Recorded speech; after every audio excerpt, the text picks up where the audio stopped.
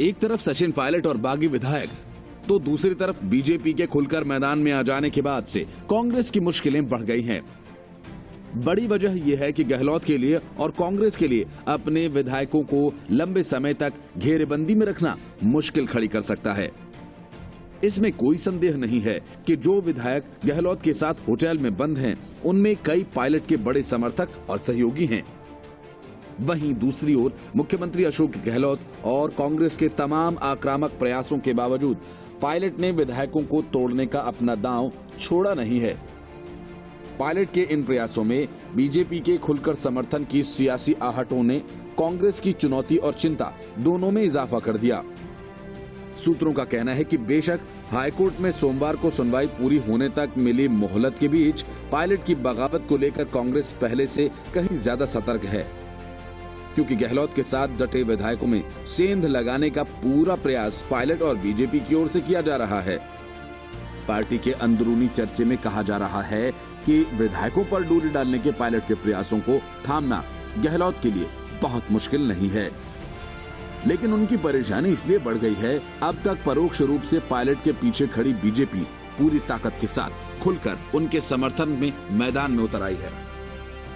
सूत्रों का दावा है कि बीजेपी के कई केंद्रीय रणनीतिकार राजस्थान में ऑपरेशन लोटस के लिए सक्रिय हो गए हैं। इसलिए जयपुर में अपने विधायकों को लंबे समय तक एकजुट रख पाने को लेकर कांग्रेस की चिंता ज्यादा बढ़ गई है।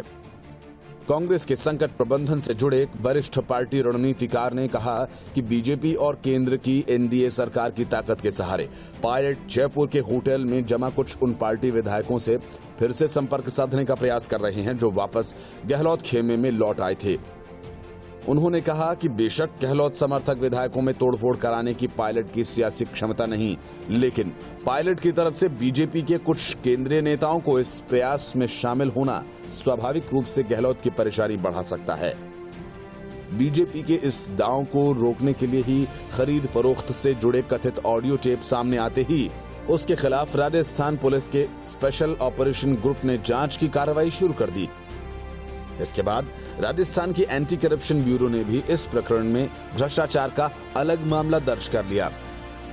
इसके बावजूद कांग्रेस की चिंता खत्म नहीं हुई, क्योंकि बीजेपी ने खरीद फरोख्त के मामले को फोन टैपिंग का गैर कानूनी बताकर सीबीआई जांच की मांग उठा दी है। ऐसे में ये मामला सीबीआई के पास गया तो कांग्रेस का पूरा खेल खराब हो जाएगा और फिर बीजेपी और पायलट की दोहरी चुनौती गहलोत के लिए आसान नहीं होगी। कांग्रेस इसके मद्देनजर ही पायलट को लेकर चौतरफा सियासी सतर्कता बरत रही है, तो उनके समर्थकों में सियासी असमंजस पैदा करने के लिए पार्टी का दरवाजा खुला रखने की बात भी कही जा रही है।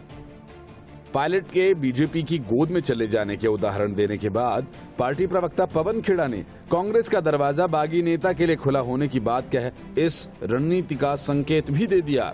हालांकि होटल से अदालत तक पहुंची इस सियासी लड़ाई में कांग्रेस और पायलट एक दूसरे के लिए कहां खड़े हैं, दोनों इस हकीकत को जानते हैं। प्रियंका वाड्रा ने बीच बचाव की पूरी कोशिश की, लेकिन बात बनी नहीं। हालांकि पायलट का सियासी सम्मान कायम रखने के लिए राष्ट्रीय स्तर पर संगठन में महासचिव के अहम पद के साथ कांग्रेस कार्य समिति में शामिल होने का विकल्प दिया गया।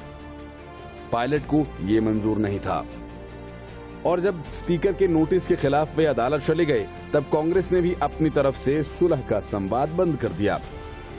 हालांकि पी चिदम्बरम सरीखे कुछ नेताओं ने निजी तौर पर पायलट को समझाने की कोशिश जरूर की। इस हकीकत को स्वीकार कर चुके हैं कि पायलट की राह अब अलग हो चुकी है। Report, news of India.